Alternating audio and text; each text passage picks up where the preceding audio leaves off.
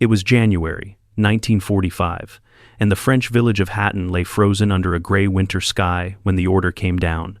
Evacuate the command post. Fall back. Most soldiers obeyed. But one man said no. His name was Vito Rocco Bertoldo. His glasses were cracked. His eyesight was poor enough that the army had rejected him 7 times. His classification, 4F. Unfit for combat.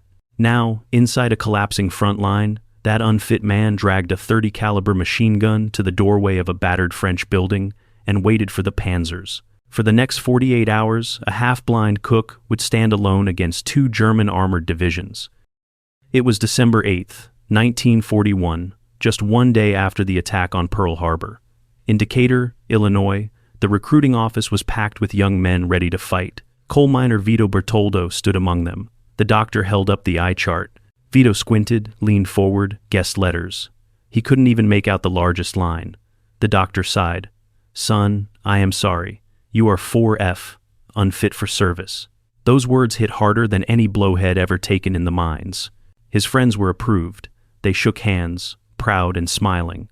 He walked out, rejected, the immigrant son of Italian parents, told he wasn't good enough to defend the country that had given them everything. He tried to argue. He said he could work, haul coal, drive trucks, lift anything, but every branch turned him down. The Army, the Navy, the Marines, even the Coast Guard. Each time, the same stamp, 4F. To his buddies, he was Lucky Rocky, the guy spared from war. But to him, that luck felt like shame. He didn't want safety. He wanted purpose. By spring 1942, he had memorized the eye chart. He rode buses to new recruiting offices in Springfield, Champaign, Chicago, each time getting a little farther before the truth caught up with him. On the 8th try, a recruiter short on monthly numbers finally said, "I can get you in, but only for limited service. Kitchen duty or MP. Stateside only." Vito didn't hesitate. He signed. After half a year of rejections, he would take anything that put him in uniform. At Fort Leonard Wood, Missouri, he trained beside infantrymen bound for Europe and the Pacific. He shot poorly. His thick glasses fogged in the humid air. He volunteered for extra shifts, extra guard posts, anything that made him useful. He told himself, "If this is my war, I'll fight it with a knife in a frying pan if I have to." By late 1943, losses overseas forced the Army to loosen its standards. Bertoldo was reassigned to the 42nd Infantry Division, the legendary Rainbow Division reborn from World War I glory, but now filled with green recruits. Officially, he was still kitchen staff. Unofficially, he could fight as needed. His company commander, Captain William Corson, barely knew what to make of him. Vito wasn't drunk, lazy, or insubordinate, just loud, restless, always begging to do more. To the officers, he was a nuisance. To himself, he was still a soldier waiting for war. In December 1944, while the Battle of the Bulge raged farther north, Hitler launched another offensive, Operation Nordwind, the Northern Wind. 2 veteran armored divisions, the 25th Panzer Grenadier and 21st Panzer, stormed into the Alsace region. Their goal? Break through the thin American line, destroy the U.S. 7th Army, and retake Strasbourg. The 42nd Infantry Division had barely arrived in France when it was rushed into the gap. They were under-equipped, under-trained, and suddenly face-to-face with Tigers and 88s. Captain Corson's Company A dug into the ruins around Hatton. Concrete bunkers from the old Maginot Line became their last defense. And when battalion headquarters asked for 9 men to guard the command post in the village, Corson seized the chance. "Send the cook," he said. "Let him babysit the radios." To Corson, it was punishment. To Vito Bertoldo, it was destiny. The walk into Hatton took less than an hour, but it felt like a lifetime. Outside the town, artillery flashed against the clouds. Inside, officers marked maps. Radios buzzed with bad news. Bertoldo took up position by the door. At 11 p.m., the low growl of tank engines rolled through the streets. German armor. The order came to evacuate. Maps were burned, equipment smashed, but when the staff prepared to leave, Vito spoke up. "I will stay. I will cover you." They stared at him, the half-blind cook volunteering to face Tigers alone. He set the machine gun by the doorway and waited. At 5 a.m., a Tiger tank rumbled past. Behind it came more armor, then dozens of Panzer Grenadiers. Bertoldo stepped out from the shadows, squared his shoulders, and opened fire. The first burst cut down a squad in seconds. He swung left, hit another group. German soldiers dove for cover, convinced they'd walked into a fortified strong point. In reality, it was one man. Return fire erupted from 3 directions. An MG-42 shredded the air. A Panzer IV turned its gun toward him. He dived inside as a shell obliterated the entrance. Dust filled the room. He coughed, dragged the gun to a window, and kept shooting. 2 half-tracks arrived, infantry pouring out. He leaned from the window and held the trigger. They fell before they could spread out. He shifted positions, changed rhythms, made one gun sound like 3.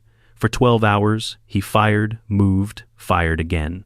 When the barrel overheated, he cooled it with whatever he had left, water, then urine. When shrapnel tore through the room, he tightened his belt and kept going. At nightfall, the radio crackled with orders to withdraw. He volunteered to stay once more, alone, guarding an empty building through the dark. Before dawn on January 10th, he finally moved to the alternate command post. When he walked in, covered in dust, an officer asked, "Who else made it?" Vito answered, "No one. Just me." The room fell silent. At 6 a.m., tanks and infantry hit again. A Panzer IV and a self-propelled 88 led the attack. Bertoldo climbed into a building next door to cover the CP. A shell exploded through the window, blasting him across the room. Blood ran from his nose and ears. His glasses were shattered. Through the ringing in his head, he heard German voices closing in. He stumbled back to his gun and pulled the trigger. The first enemy through the door fell instantly. The rest retreated. By noon, German commanders had sent an entire company to finish him. Every time they thought the American was dead, his machine gun opened from a new window. He was everywhere and nowhere. At 4:30 p.m., American reinforcements from the 79th Division broke into Hatton's outskirts. Hearing their rifles and artillery, Vito fired his final belt of ammo in one long burst to cover their advance. When they found him at sunset, he was barely conscious, still clutching the gun, surrounded by thousands of spent casings. Investigators struggled to understand what had happened inside Hatten. Shell holes were counted, distances measured, thousands of spent casings collected from the 2 ruined buildings.